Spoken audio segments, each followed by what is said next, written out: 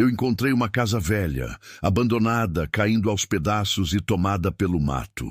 E se essa história apareceu para você, é porque ela merece ser ouvida. Então se inscreve no canal e me dá essa força. Tem uma dor que não grita. Ela não vem com choro, não vem com sangue, não vem com barulho de porta batendo. Ela vem quietinha, igual aquela garoa fina que a gente nem percebe. E de repente está encharcada até o osso, sem saber ao certo quando começou a molhar. Foi assim que aconteceu comigo. Eu me chamo Teodora. Teodora Lopes Magalhães. Tenho 61 anos, cabelo mais branco do que preto e mãos que conhecem inchada, rodo, panela quente e criança pequenininha no colo.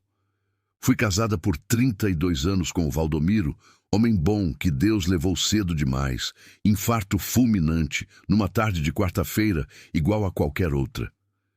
Criei 3 filhos quase sozinha, porque roça não espera luto, nem espera cansaço, nem espera nada. Quando o Valdomiro morreu, eu não desmoronei, não podia. Tinha milho para colher, tinha conta para pagar, tinha boca aberta esperando comida. Então eu enxuguei o rosto, amarrei o lenço na cabeça e continuei. Porque mulher de roça aprende desde cedo que a vida não para esperar a sua dor passar. A vida segue. E você segue junto, mesmo que por dentro esteja carregando uma coisa que pesa demais para ter nome. Dos 3 filhos, 2 foram embora. A Marinete casou com um rapaz de Goiás e foi morar em Brasília. Me liga todo domingo, manda foto dos netos, me manda dinheiro quando pode, mas dinheiro de longe não abraça. E o Caetaninho, o mais novo, foi estudar em Belo Horizonte, virou técnico de alguma coisa que eu ainda não entendi direito, e aparece no Natal com cara de quem preferia estar em outro lugar. Ficou o Eudes. Eudes Magalhães, meu primogênito. O primeiro filho que coloquei no mundo, o que mamou mais tempo, o que chorava mais alto, o que eu mais defendi quando o professor reclamava na escola. Eudes ficou. Ficou na fazenda, ficou do meu lado, ficou no quarto que foi dele desde que aprendeu a andar. Mas ficar no mesmo lugar não é a mesma coisa que ser a mesma pessoa. Isso eu fui entendendo devagar. A fazenda se chama Posse do Cedro. Fica entre Januária e São Francisco, no norte de Minas Gerais, onde o rio não chega fácil e o sol chega cedo demais. São 37 alqueires de terra-média. Tem parte boa, tem parte pedregosa, tem uma baixada que alaga quando chove muito e seca demais quando não chove. Terra com temperamento, o Valdomiro dizia. Terra com jeito de gente difícil. Eu amava aquela terra. Amava o jeito que a poeira vermelha subia quando o gado passava pelo curral. Amava o cheiro do capim fresco depois da chuva, aquele verde quase impossível numa terra tão seca. Amava a mangueira velha no meio do terreiro, a que meu sogro plantou antes de morrer, a que dava manga no tempo certo, sem falta, sem falha, como se soubesse exatamente o que a família precisava. Essa árvore eu amava de um jeito que nem sei explicar direito. É o tipo de amor que a gente tem por coisa que não vai embora, por coisa que fica, independente de tudo. O Eudes nunca gostou da mangueira, dizia que sujava o terreiro. Isso eu devia ter prestado mais atenção. A briga grande começou por causa do documento da terra. O Valdomiro morreu sem inventário feito, coisa comum na roça. Homem que não gosta de pensar em morte não trata de papel que fala de morte. Então a terra ficou no limbo jurídico por anos. Na prática era minha, mas no papel ainda estava no nome dele. Quando o Eudes completou 40 anos, casou com a Edilene, mulher de cidade, unhas compridas, perfume forte, sorriso que não chega nos olhos. E as conversas sobre o inventário começaram. No começo pareciam conversa de família. Mãe, a gente precisa regularizar isso. Certo, faz sentido. Mãe, para fazer o inventário precisa dos documentos todos. Sim, eu sei onde estão. Mãe, melhor deixar no nome do Eudes para facilitar. Aí eu comecei a sentir o puxão. Aquele puxão que a gente sente quando algo está errado, mas ainda não tem forma de palavras para descrever. Assinei o que me pediram. Eu, Teodora Lopes Magalhães, que criei 3 filhos naquela terra, que enterrei meu marido naquele chão, que passei 30 anos acordando antes do sol para garantir que aquele lugar continuasse de pé. Assinei os papéis porque meu filho me pediu e eu ainda acreditava que filho é filho. Que tolice minha! Foi numa terça-feira de agosto. Agosto, no norte de Minas, tem um calor que não é só temperatura. É uma presença física, uma coisa que pesa nos ombros, que resseca a garganta, que faz o horizonte tremer igual ilusão. O sol naquele dia estava cor de brasa, o chão rachado, os bichos quietos como se soubessem que algo ruim estava por vir. A Edilene entrou na cozinha onde eu descascava mandioca e colocou uma folha de papel na mesa. Eu olhei para ela. Ela não olhou para mim. Esse é o documento do apartamento em Montes Claros, ela disse. Já está no seu nome. É tudo que o Eudes tem para te oferecer. Eu não entendi de imediato. Que apartamento? O que você vai morar? Ela disse. Seca, igual essa explicasse uma coisa óbvia para uma criança lerda. Eu peguei o papel, li devagar, porque eu leio devagar, sempre li. Endereço em Montes Claros. 2º andar. 42 metros quadrados. Eu não vou morar em apartamento nenhum, eu disse. Minha voz saiu mais fina do que eu queria. Teodora, ela disse meu nome sem o dona, coisa que sempre me incomodou nela. O Eudes precisa da fazenda para trabalhar. Você está ficando mais velha, vai precisar de mais conforto, de médico perto. Eu não preciso de médico, preciso da minha terra. Ela fechou o rosto. Essa terra não é sua. 4 palavras. 4 palavras que tiraram o chão debaixo dos meus pés. Eu fiquei parada, a faca de descascar na mão, a mandioca pela metade, e senti aquela coisa que eu disse no começo. A garoa que você não percebe até estar encharcada. Só que dessa vez não foi garoa. Foi aquela chuva grossa e fria de inverno que bate de frente, que não tem como desviar, que deixa você imóvel no meio da estrada sem saber se corre ou se fica. O Eudes entrou logo depois. Não me olhou nos olhos. Mãe, é melhor assim. Melhor para quem, Eudes? Silêncio. Melhor para quem? Repeti. Ele ficou olhando para o chão de cimento que eu mesma tinha encerado 3 dias antes. Eu larguei a faca na pia, larguei o avental na cadeira e fui para o meu quarto. Não chorei na frente deles. Isso eu não deixei. Me sentei na beira da cama. A cama onde o Valdomiro morreu, onde eu dormi 32 anos, onde eu acordei toda madrugada quando o filho estava com febre, e fiquei olhando pela janela para o terreiro. A mangueira velha estava parada. Nem vento tinha. Lá fora, um sabiá cantou uma vez só e calou. Eu não fui para Montes Claros. Avisei isso claramente. O que aconteceu depois foi que o Eudes, uma semana mais tarde, me mostrou outro lugar. Um casebre a 12 quilômetros da fazenda, numa estrada de chão que quase não tem mais trânsito. Pertencia a um tio-avô que morreu sem herdeiro reconhecido. Terra esquecida, casa esquecida, tudo esquecido. Fica aqui por enquanto, mãe, até a senhora se decidir. Por enquanto. Como se eu fosse uma caixa que ele estava guardando no depósito até saber o que fazer. Eu olhei para o casebre. Telhado de barro partido em 2 lugares. Parede com umidade até a metade. Janela sem vidro, só um pedaço de plástico amarrado com arame. Mato crescido até a soleira da porta. Um pé de aroeira do lado esquerdo. Tão velho que a casca estava mais fora do que dentro.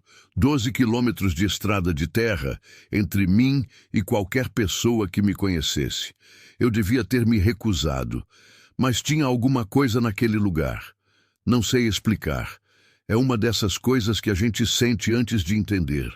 Tipo quando você chega numa casa que nunca visitou e de repente sente que conhece o cheiro daquele lugar, que já esteve ali, que aquilo tem algo a ver com você, mesmo sem saber o quê. Eu entrei. O chão era de terra batida, escuro, velho. As paredes tinham marcas de vida anterior. Um prego aqui, uma mancha de fumaça ali, um pedaço de calendário de 1987, ainda colado perto da janela. Alguém tinha morado aqui. Alguém tinha cozinhado, dormido, sonhado nessas paredes. No centro do cômodo principal, havia uma tábua larga no chão, mais larga e mais grossa que as outras, diferente, como se tivesse sido colocada ali depois, por cima de algo que alguém não queria mostrar. Eu não mexi nela naquele dia, mas fiquei olhando, e aquela tábua ficou olhando para mim. Naquela noite, deitada num colchão fino que trouxe da fazenda, escutando o vento bater no plástico da janela e os sapos cantarem lá fora no brejo, eu pensei no Valdomiro. Pensei no jeito que ele segurava minha mão quando algo estava ruim. Não falava nada, só segurava. Mão grande, áspera, cheirando a terra e a graxa de motor. A presença dele era do tipo que não precisava de palavra, era só estar ali, e estar ali já era suficiente. Ele teria dito algo nessa noite? Provavelmente não. O Valdomiro era homem de poucas palavras e muita ação, mas ele teria ficado. Teria ficado do meu lado aqui nesse chão duro, nessa casa estranha, e amanhã teria acordado cedo para resolver o que precisava ser resolvido. Eu enxuguei o rosto com as costas da mão.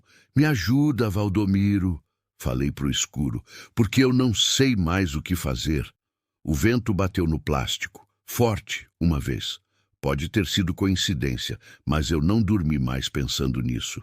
Na manhã seguinte, o sol entrou pela fresta do plástico e acertou exatamente na tábua larga do chão. Ela brilhou de um jeito estranho, como se o sol soubesse onde mirar.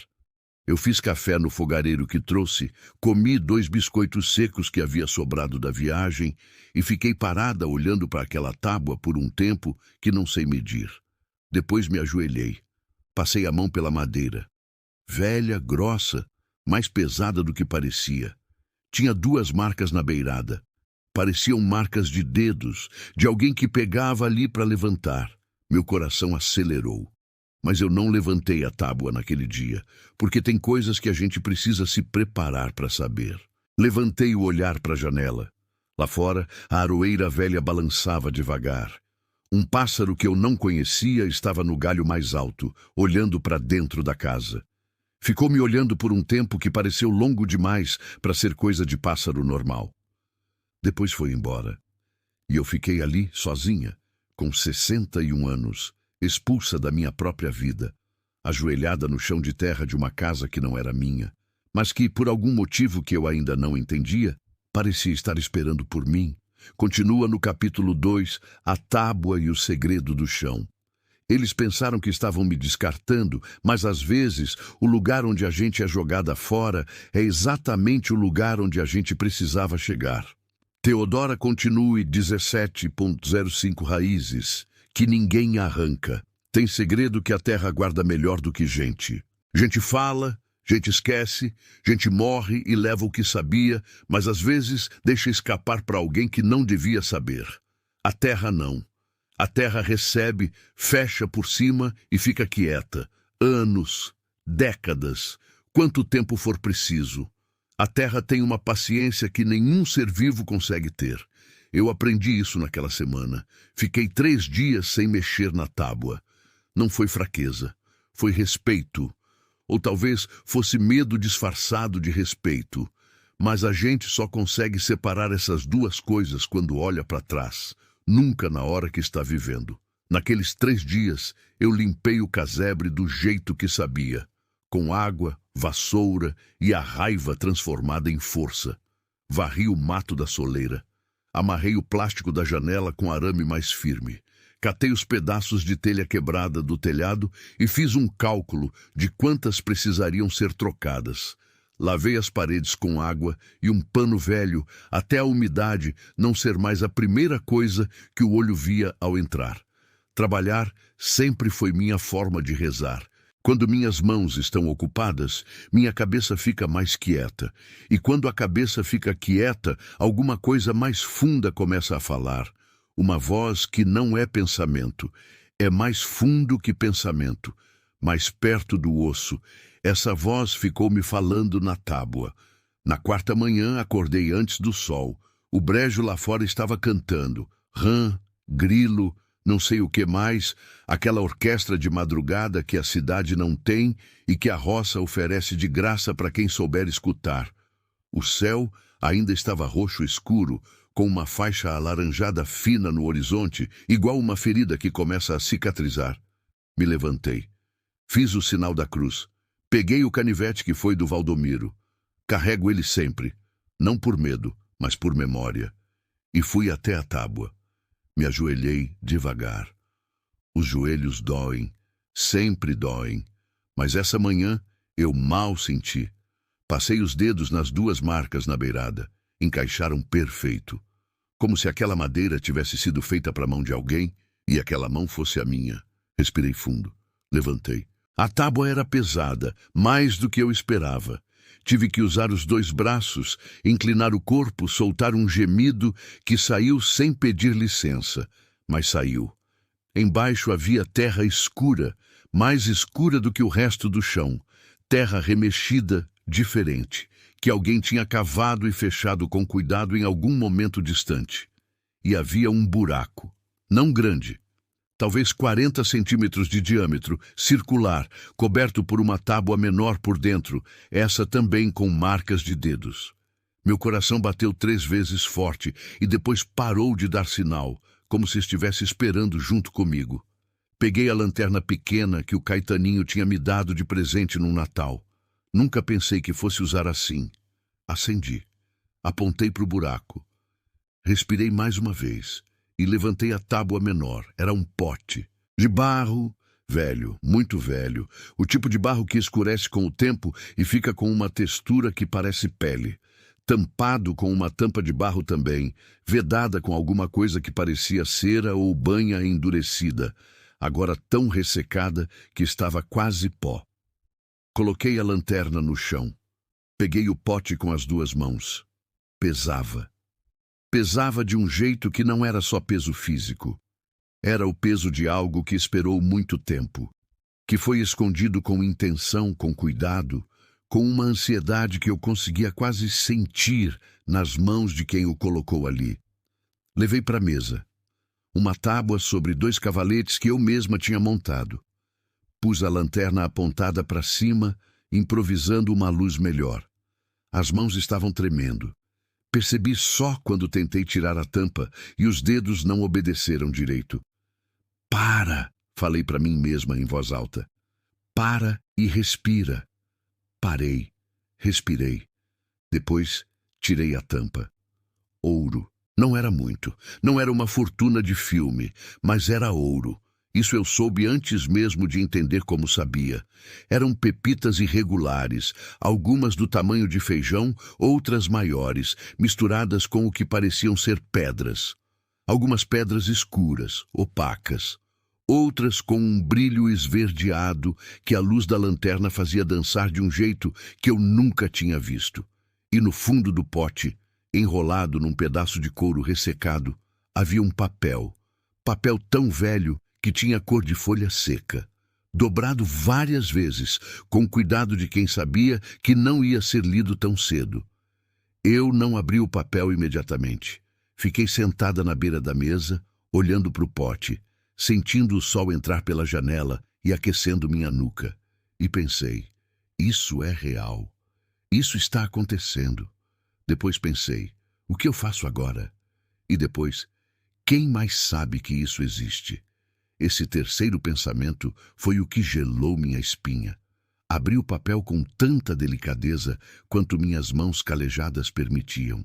A letra era de alguém que escrevia com esforço. Letras grandes, irregulares, o tipo de letra de quem aprendeu a escrever tarde e nunca escreveu muito.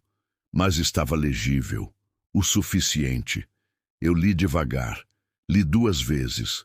Depois fiquei parada com o papel na mão por um tempo que não sei medir. Dizia assim, mais ou menos, porque as palavras exatas eu guardo para mim até hoje. Isso é de quem tiver morando aqui quando eu não tiver mais. Não é roubado. É do meu suor e do suor do meu pai. Quem achar que use com juízo e com Deus, que não conte para ninguém que não mereça. O mundo tem muito lobo com cara de gente. Zacarias Pereira dos Anjos, 1961. Zacarias. Eu nunca tinha ouvido esse nome ligado àquele lugar. Mas 1961, isso era mais de 60 anos atrás. Um homem que viveu ali, que juntou o que tinha, que escondeu no chão porque não confiava em banco, não confiava em gente, confiava só na terra. E que deixou para quem viesse depois. Quem tiver morando aqui, eu estava morando ali. Não por escolha bonita, por expulsão, por traição, por filho que virou estranho, mas estava. E Zacarias, de algum lugar que não é daqui, tinha decidido que era suficiente. Fechei o pote, coloquei de volta no buraco. Repus a tábua menor, repus a tábua grande. Não porque achei que devia esconder de mim mesma, mas porque precisava pensar. Precisava entender o tamanho do que estava nas minhas mãos e o tamanho do perigo que vinha junto. Saí para fora e sentei embaixo da aroeira velha.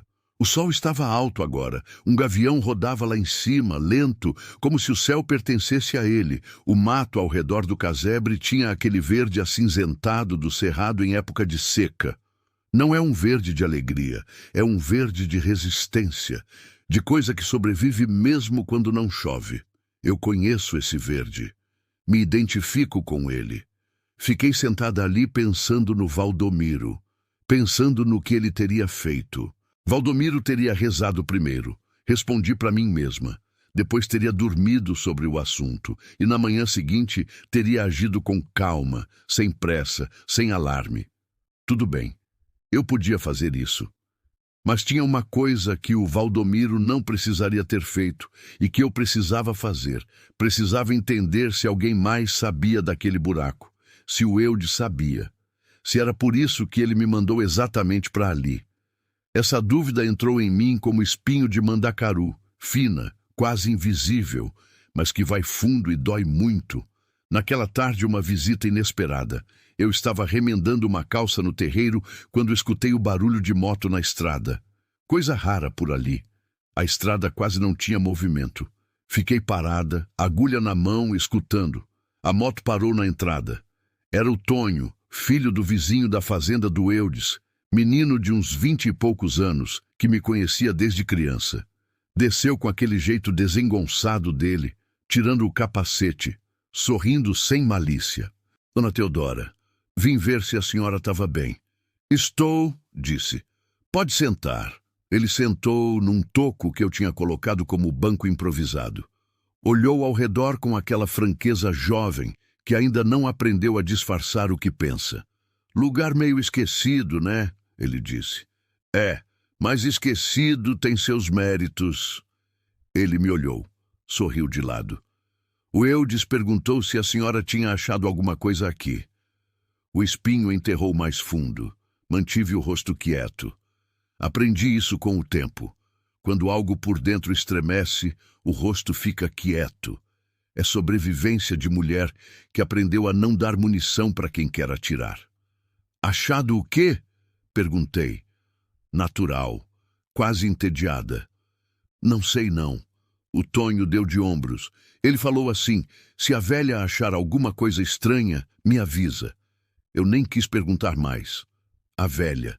Meu próprio filho me chamando de a velha. Pode falar pro Eudes que eu não achei nada de estranha aqui, disse. Só saudade e mosquito. O Tonho riu. Ficou mais uns 10 minutos, tomou um copo d'água, foi embora. Eu fiquei parada no terreiro, a agulha ainda na mão, o coração batendo num ritmo que não era de descanso. O Eudes sabia. Não sabia o que exatamente, porque se soubesse, teria vindo ele mesmo. Mas sabia que havia algo, alguma coisa que o velho Zacarias deixou, algum rumor que atravessou décadas de boca em boca, distorcido, reduzido a sussurro, mas que chegou até o meu filho de alguma forma. E agora ele estava usando o Tonho como olho. Naquela noite não dormi. Fiquei deitada, ouvindo o vento na aroeira, que tem um som específico. Não é o vento do capim que é suave, nem o vento das árvores grandes da mata, que é fundo. É um som médio, constante, como respiração de alguém dormindo do lado. A aroeira respirava e eu ficava escutando, tentando achar naquele som alguma resposta que eu mesma não conseguia formular como pergunta. O que eu ia fazer com aquilo? Contar para quem? Confiar em quem? Eu tinha 61 anos. Estava sozinha numa casa de chão de terra, sem carro, com uma moto que não era minha e um celular que pegava sinal só do lado de fora e só quando o vento estava a favor. Tinha um filho que me expulsou de casa e agora mandava espião. Tinha 2 filhos distantes que eu amava, mas que não podiam me ajudar naquele momento específico. Tinha uma promessa de um homem morto há 60 anos que dizia que aquilo era meu. E tinha aquela voz mais funda que pensamento que estava dizendo: fica, não foge, é aqui. Fechei os olhos, pensando no Valdomiro, pensando na mangueira velha que o Eudes queria derrubar porque sujava o terreiro. Pensando nos meus joelhos que doíam, mas que ainda me levantavam todo dia antes do sol. Pensando que mulher que sobrevive a parto, a luto, a colheita perdida e a seca de 3 anos não pode ser derrubada por filho ingrato nem por segredo enterrado no chão. Não pode. Na manhã seguinte, eu ia precisar de um plano. Ia precisar, pela primeira vez em muito tempo, de confiar em alguém além de mim mesma. Foi nessa mesma semana que conheci Lourenço, mas essa parte da história merece ser contada direito. Porque Lourenço não entrou na minha vida como solução. Entrou como problema primeiro, como toda coisa boa costuma entrar. E eu, que já tinha aprendido a desconfiar até do próprio filho, teria que aprender de novo uma coisa que achei que nunca mais precisaria aprender. A arte difícil, assustadora e necessária de abrir uma porta que você mesmo fechou. Continua no capítulo 3, o carpinteiro e a desconfiança. Quando você passa a vida inteira dando, chega uma hora que receber parece armadilha, mas às vezes não é armadilha, às vezes é só graça. Teodora continue 17.07 raízes que ninguém arranca. Lourenço apareceu numa segunda-feira de setembro. Setembro, no norte de Minas, é o mês da promessa. O céu começa a dar sinais de que a chuva vai voltar, mas ainda não cumpre. Aparece uma nuvem aqui, um vento diferente ali, aquele cheiro de terra que quer molhar, mas ainda não molhou. A gente fica nessa suspensão entre o que foi e o que pode vir, torcendo para que o céu não minta dessa vez. Eu estava no terreiro consertando a cerca de arame que separava o casebre do mato, quando escutei o caminhão na estrada. Parei. Levantei a cabeça. Por aquela estrada não passava quase nada. Quando passava, eu prestava atenção. O caminhão era velho, branco, com tábuas de madeira na caçamba e uma faixa escrita à mão na porta. Lourenço, carpintaria e reparos, Chapada e região. Parou bem na frente, desceu um homem. Não era novo. Tinha meus anos, talvez um pouco mais. Cabelo grisalho, cortado curto, bigode que estava precisando de aparada, camisa xadrez surrada nas mangas. Jeito de homem que trabalha com as mãos. E não tem vergonha disso. Desceu olhando para o telhado do casebre com aquela cara profissional de quem avalia antes de perguntar. Bom dia, ele falou. Voz grossa, sem pressa. A senhora é a dona Teodora? Fiquei de onde estava, alicate na mão, sem me aproximar. Sou. Quem pergunta? Lourenço Ferreira. O padre Anísio da paróquia de Chapada me pediu para passar aqui. Disse que a senhora estava precisando de serviço no telhado. O padre Anísio. Eu tinha mandado mensagem para ele 2 dias antes, pelo celular, de fora do casebre, no único ponto que pegava sinal. Tinha pedido indicação de alguém de confiança que fizesse conserto. Ele respondeu rápido. Conheço um homem bom. Vou mandar ele passar. Homem bom. Era o que o padre tinha dito. Mas padre conhece muita gente, e padre é bondoso demais para ver defeito. Pode chegar, falei. Não porque confiei, porque precisava do telhado. Ele avaliou o telhado sem falar muito. Subia o olhar, descia, andava de um lado para o outro, Anotava coisa num caderninho de espiral que tirou do bolso. Eu fiquei de longe, observando. Não o deixei entrar na casa. Ainda não. Depois ele veio até mim com o caderninho aberto. Precisa trocar umas 12 telhas. Tem uma viga que está cedendo do lado esquerdo. Dá para reforçar sem trocar. O serviço leva 2 dias, talvez 3. Ele me mostrou o caderno, números claros, sem enrolação. Esse é o valor do material e da mão de obra. Eu olhei o número. Era justo, mais justo do que eu esperava. O senhor pode começar quando? Amanhã cedo, se a senhora quiser. Pode ser. Ele fechou o caderno. Estava prestes a ir embora quando parou. Virou levemente a cabeça para o lado, olhando para a aroeira velha. Essa aroeira tem uns 80 anos, ele disse, não para mim, tipo pensando em voz alta. Tem mais, eu disse sem querer. Pelo tronco, eu diria 100. Ele me olhou, pela primeira vez de frente, com atenção. A senhora entende de árvore? Entendo de roça. Árvore faz parte. Ele ficou me olhando por um segundo. Não era o olhar que me incomoda. Aquele olhar que avalia a mulher de cima a baixo como se fosse inventário. Era outro tipo. Era o olhar de quem reconhece algo familiar numa pessoa estranha e fica surpreso com isso. Até amanhã, dona Teodora, ele disse. Foi embora. Eu fiquei olhando o caminhão sumir na poeira da estrada. Dentro do peito havia uma coisa pequena e confusa que eu não soube nomear na hora. Só soube que estava lá, incômoda e estranha, como o primeiro sinal de algo que ainda não tem forma. Não gostei de sentir isso. Não gostei porque me deixou desprotegida. Lourenço chegou no dia seguinte às 6 da manhã. Eu já estava acordada. Nunca durmo além das 5. Meu corpo não sabe mais fazer isso. Já tinha feito café, já tinha varrido o terreiro, já tinha ficado 10 minutos parada olhando para a tábua no chão antes de ir para fora. Ele trabalhou sem barulho desnecessário, sem rádio, sem assovio constante, sem conversa fiada. Quando precisava de algo, pedia com uma frase curta. Quando eu levei café no meio da manhã, ele agradeceu com um aceno de cabeça, bebeu sem pressa, devolveu o copo limpo. Ao meio-dia eu fiz comida. Feijão, arroz, um pedaço de abóbora que eu tinha comprado na feira. Chamei ele para comer porque parecia certo. Ele hesitou um segundo. Percebi, mas aceitou. Sentamos na mesa de tábua. Comemos, quase sem falar. Quase. O padre me disse que a senhora é de Januária. Ele falou na metade da refeição. Da fazenda perto de Januária. Conheci sua terra. Passa pela BR um tanto. Conheceu ou conhece? Ele pausou. Conheci. Fiz serviço lá uns 15 anos atrás. Colocamos assoalho de madeira na sede, numa fazenda que se chamava Posse do Cedro. Aquele nome. Saindo da boca dele assim, de repente, na minha própria mesa. Eu engoli o feijão com cuidado. Não deixei o rosto mudar. Que coincidência, disse. É um mundo pequeno, roça. Ele disse. Menor do que parece. Ficamos em silêncio. O tipo de silêncio que não é vazio. É cheio de coisa que ninguém disse ainda. O senhor é de onde?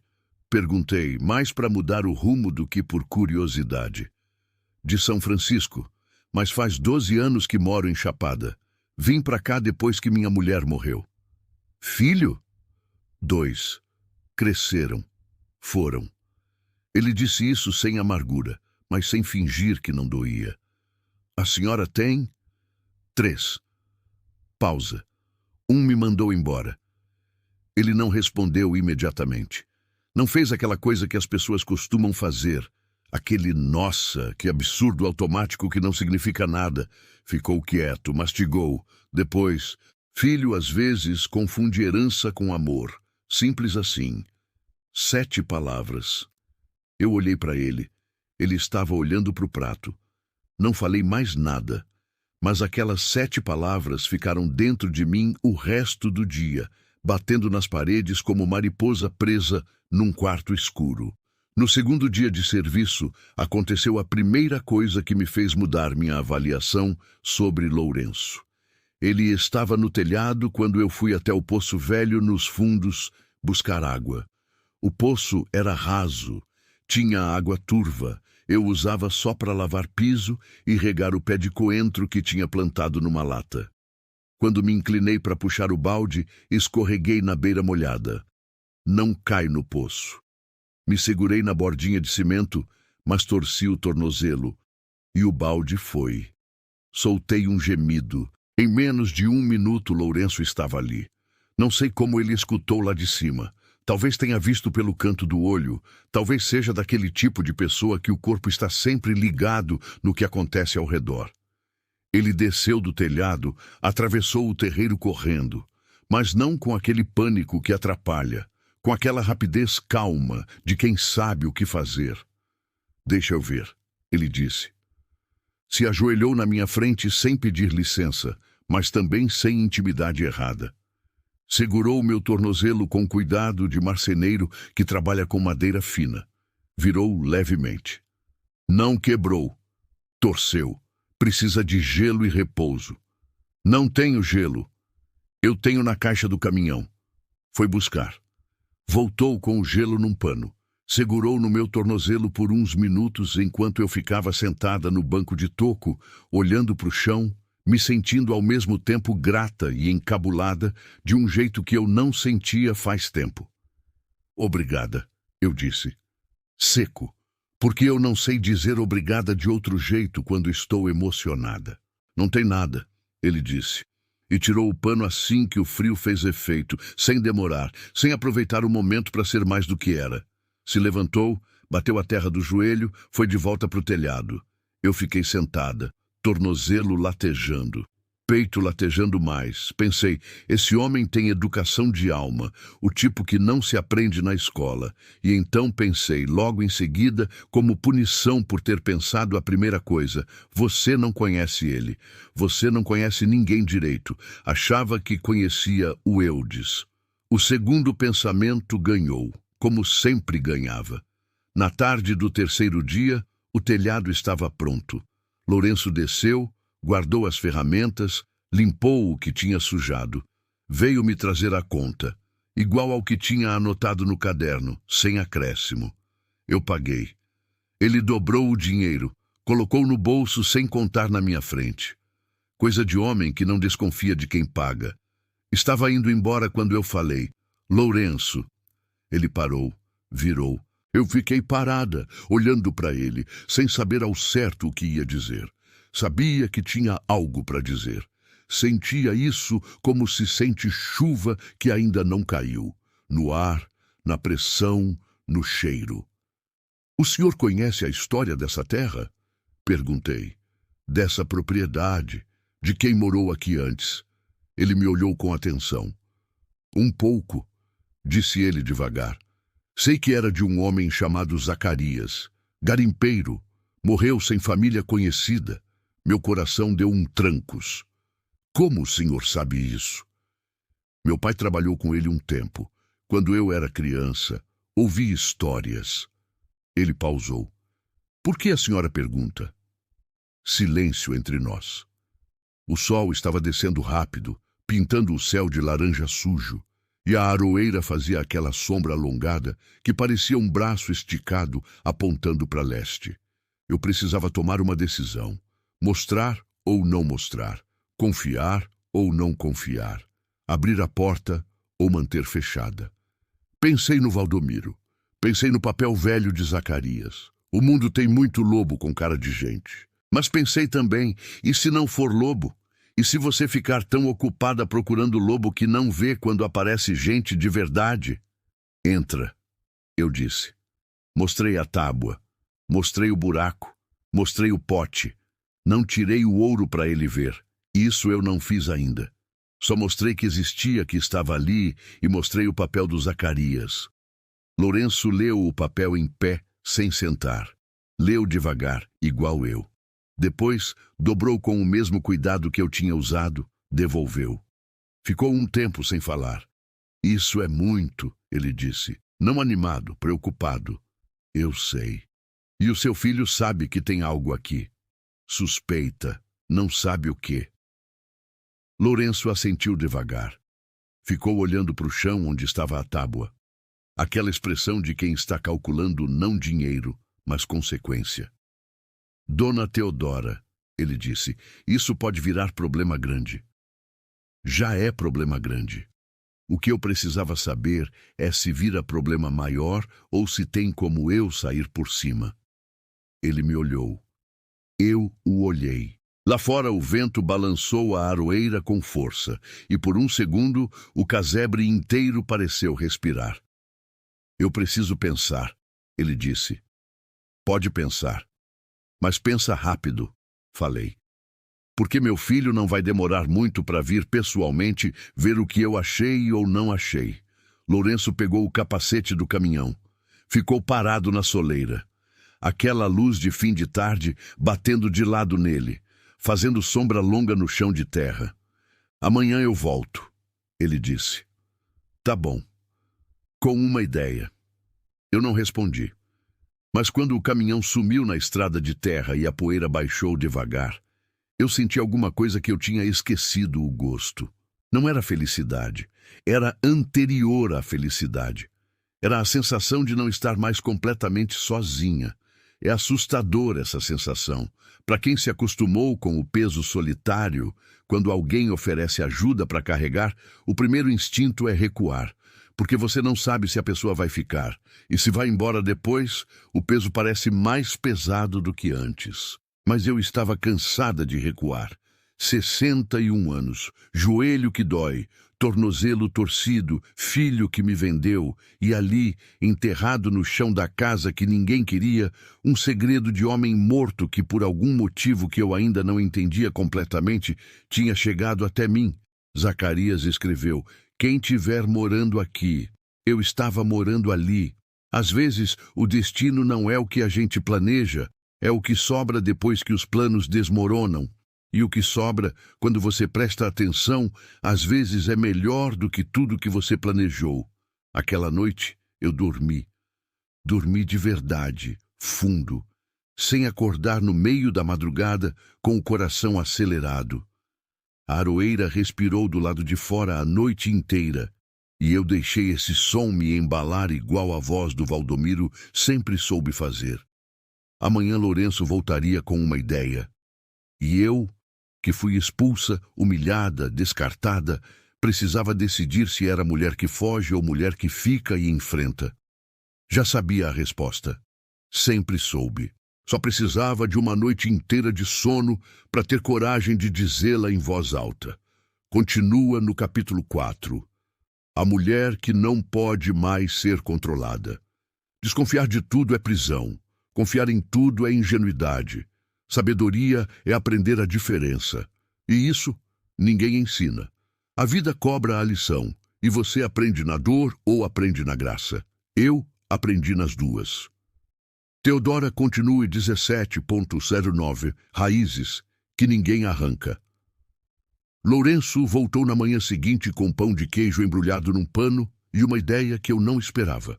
Chegou cedo, antes que a neblina fina que cobria o cerrado naquele setembro tivesse sumido. O mundo ainda estava meio apagado, as árvores com aquela silhueta de sonho, o chão úmido de sereno, os pássaros fazendo aquela conversa matinal que parece planejada. Um começa, outro responde, um terceiro completa, como gente que se conhece bem e não precisa se explicar. Eu já estava no terreiro com o café pronto. Quando vi o caminhão, senti aquele aperto no peito outra vez, mas dessa vez eu deixei. Não lutei contra. Aperto no peito às vezes é sinal de que algo importa, e eu tinha ficado tanto tempo sem deixar nada importar que esqueci como era. Ele desceu, colocou o embrulho na mesa improvisada do lado de fora. Aceitou o café. Pensei a noite toda, ele disse. Eu também, respondi. E a senhora chegou a alguma conclusão? Cheguei, mas o senhor fala primeiro. Ele segurou o copo com as duas mãos. Olhou para o horizonte, onde o sol estava começando a queimar a neblina pelas bordas. Seu filho vai voltar, ele disse. Não como o Tonho. Ele mesmo vai vir, em algum momento. Porque homem que manda espião é homem que não está satisfeito com o que o espião trouxe. E quando vier, vai querer uma resposta que você não pode dar, porque qualquer resposta que você der vai despertar mais suspeita do que silêncio. Concordo. Então você precisa mudar a situação antes que ele chegue. Não o lugar, não o segredo, a situação jurídica. Eu olhei para ele. O que o senhor quer dizer? Lourenço me olhou, direto, sem rodeio. Me casa comigo, dona Teodora. O silêncio que veio depois disso tinha textura. Era um silêncio espesso, pesado, do tipo que você poderia pegar com as mãos se tentasse. Os pássaros continuavam conversando. O sol continuava queimando a neblina. A aroeira continuava respirando. Mas tudo isso ficou num volume baixo, enquanto aquelas 3 palavras ocupavam o espaço entre nós. Eu o olhei por um tempo longo. Ele não desviou, não se apressou em explicar. Esperou com aquela paciência de marceneiro que sabe que madeira não obedece pressa. O senhor acabou de me pedir em casamento, eu disse, confirmando, não perguntando. Eu sei que parece loucura, ele disse. Então deixa eu explicar antes que a senhora responda. Pode explicar. Ele colocou o copo na mesa, juntou as mãos. Se a senhora for casada, a terra que o seu filho te mandou para cá, mesmo que não esteja no seu nome ainda, passa a ter proteção de meação em qualquer discussão jurídica. Mais do que isso, qualquer coisa que a senhora encontrar aqui, qualquer bem que a senhora vier a ter, passa a ser de casal. Isso complica a vida de quem quer te tirar de cena. Pausa. E tem mais. O padre Anísio tem um sobrinho advogado em Montes Claros. Eu conversei com ele ontem à noite. Ele disse que existe um caminho legal para regularizar essa propriedade no nome da senhora, com base em posse contínua e o documento do Zacarias. Mas esse caminho fica mais forte se a senhora não estiver sozinha. Eu fiquei processando tudo aquilo. O senhor está me propondo um casamento de conveniência, eu disse. Estou propondo proteção, ele disse. O resto é o que vier. E se não vier nada além de proteção, então teremos sido 2 velhos viúvos que se ajudaram quando precisavam. Ele disse isso sem mágoa, sem pressão. Eu não estou te pedindo amor, Teodora. Estou te oferecendo presença, que é uma coisa que eu sei que você está sem faz tempo. Eu olhei para as minhas mãos, mãos velhas, cheias de linha e calosidade. Mãos que tinham carregado tanto que a forma delas mudou com o peso. Pensei no Valdomiro, não com culpa, com carinho, com aquela saudade mansa que não dói mais como faca, dói como pressão constante, como aquela pedra no fundo do rio que eu mencionei no começo dessa história. Pensei na Rosinha, minha caçula, morta com 4 anos de febre que hoje seria tratada com antibiótico simples. Pensei na promessa que fiz para ela, que ninguém sabe, que carrego sozinha, de que um dia eu ia fazer algo que valesse a vida dela, não em sacrifício, em significado. Pensei no ouro enterrado, nas pedras brilhando sob a luz da lanterna, no papel do Zacarias, que use com juízo e com Deus. Juízo. Será que aceitar a mão estendida de um homem bom era juízo ou fraqueza? E então me lembrei de uma coisa que minha mãe falava. Mulher ainda mais dura do que eu. Mulher que nunca pediu ajuda na vida e morreu orgulhosa e sozinha. Geralda. Ela me chamava pelo meu nome errado, confundia às vezes. Recusar ajuda quando precisa não é força. É teimosia com roupa de dignidade. Eu respirei fundo. Tenho uma condição, eu disse. Fala. O Senhor não mente para mim. Nunca. Sobre nada. Eu prefiro verdade que dói a mentira que conforta. Tive muito da segunda na minha vida. Lourenço me olhou, e naquele olhar havia algo que eu reconheci porque já vi no espelho. Era o olhar de quem também foi machucado pela mesma coisa e também decidiu que não ia mais aceitar. Isso eu posso prometer, ele disse. Então pode ser. Nos casamos 15 dias depois, no cartório de Chapada Gaúcha. Sem festa, sem vestido branco, sem nada que não fosse necessário. 2 testemunhas, o padre Anísio e a dona Filomena, vizinha de Lourenço que ele conhecia há anos. E 2 velhos viúvos assinando um papel que mudava, no papel, o que já estava mudando na prática. Eu usei uma blusa azul que estava guardada desde o aniversário de 60 anos. Lourenço usou camisa social que claramente tinha sido passada com esmero naquela manhã. Percebi a marca do ferro ainda na gola. Aquele detalhe me tocou mais do que qualquer discurso poderia. Quando saímos do cartório, ele não me deu a mão. Caminhou do meu lado no mesmo passo e isso foi suficiente. No caminho de volta, passando pela estrada de terra, ele falou: "Meu sobrinho", ele sempre chamava o advogado de sobrinho, embora fosse sobrinho do padre, "diz que o processo de regularização da terra vai levar uns meses, mas diz que a documentação do Zacarias é forte, que aquilo é incomum. Homem que escreveu o documento em 1961 com clareza de intenção. Disse que já viu coisa mais fraca do que isso valer em juízo. E o Eudes? O Eudes pode contestar, mas vai ser difícil, porque a terra nunca esteve no nome dele de fato. Estava num limbo. O que ele fez foi te pressionar a sair sem ter base legal para isso." Pausa. "Segundo o advogado, você pode até processar por isso." Eu olhei pela janela do caminhão. O cerrado passando, aquele verde cinza de resistência, aquele chão vermelho que a poeira levantava em nuvens finas atrás de nós.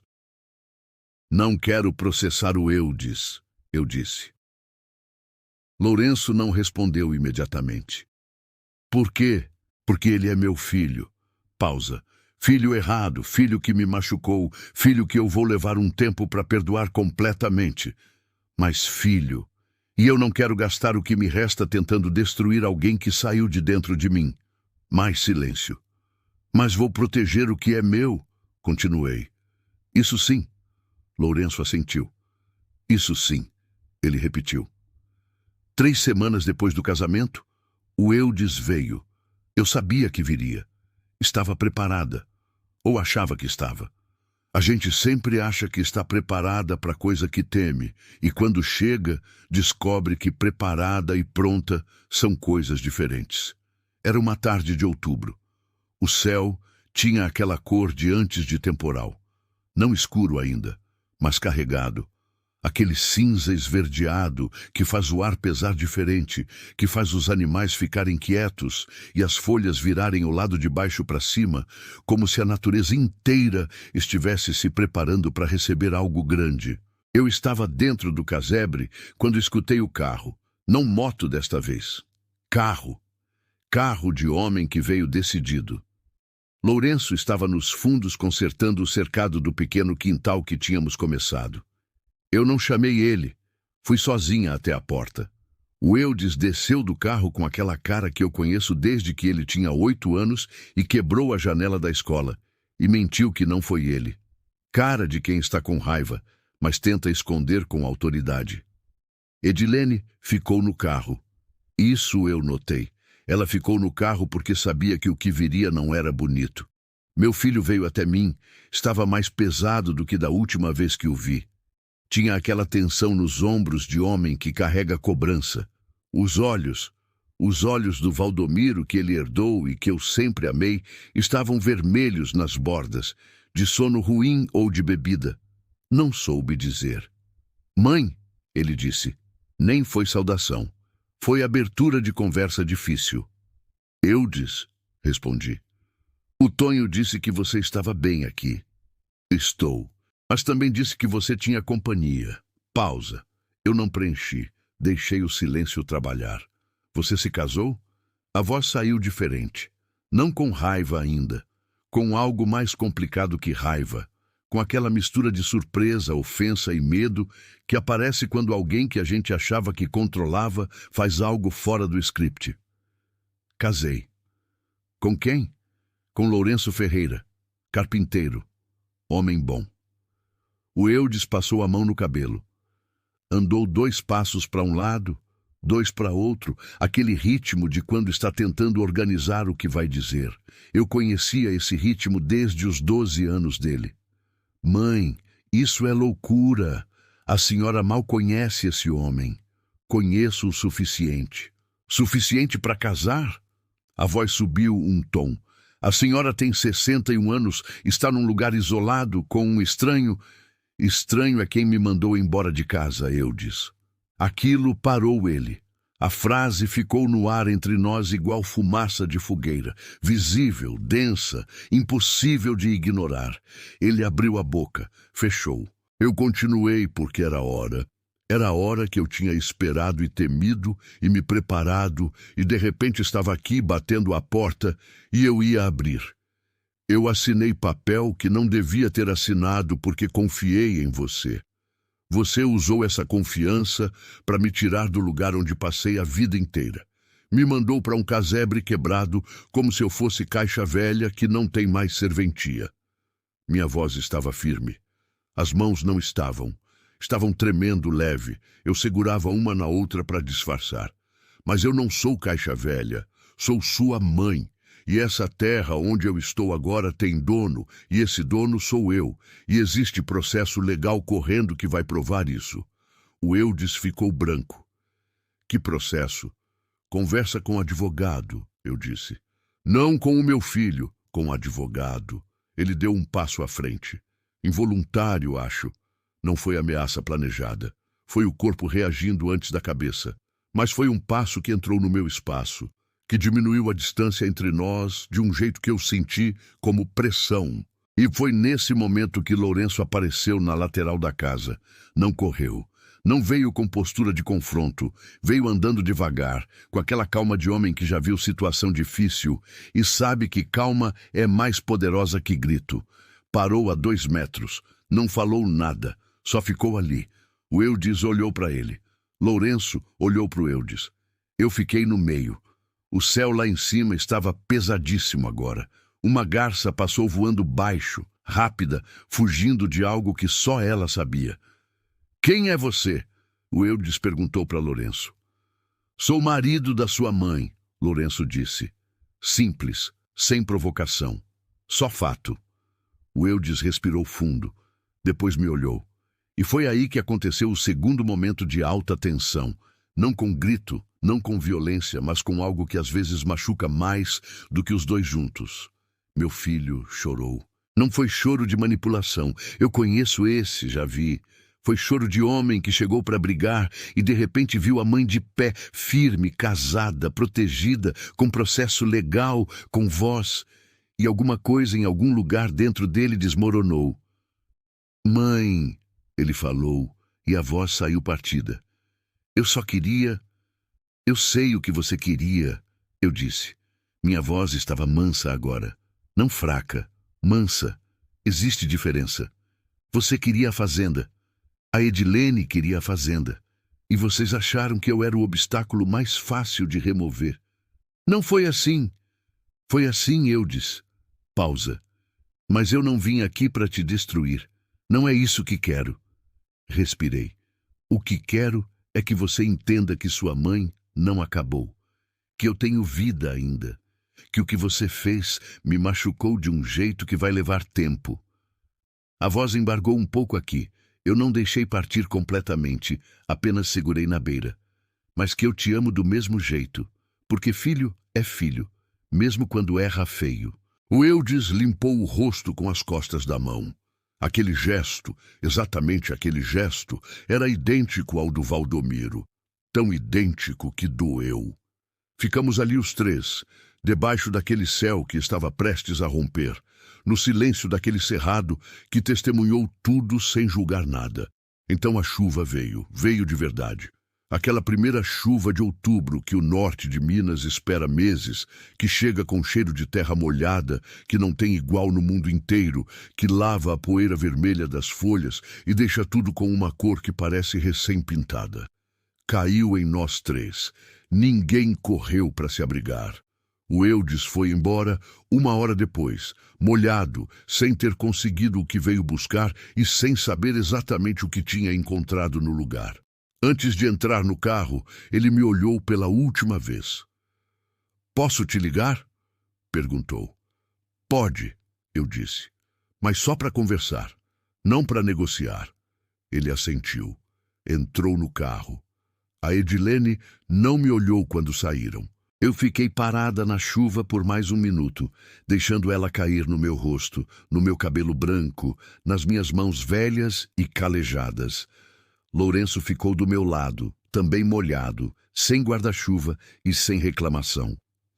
Tá bem? Ele perguntou. Tô, respondi.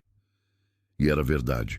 Nos meses seguintes a vida foi se construindo com aquela calma de coisa que cresce devagar, mas cresce certo. O processo legal avançou como o advogado prometeu. A documentação do Zacarias, combinada com a prova de posse contínua e um estudo histórico que o advogado fez sobre a propriedade, foi reconhecida pelo cartório do município. A terra passou ao meu nome, não ao nome de Lourenço, ao meu. Ele não pediu diferente, nem insinuou.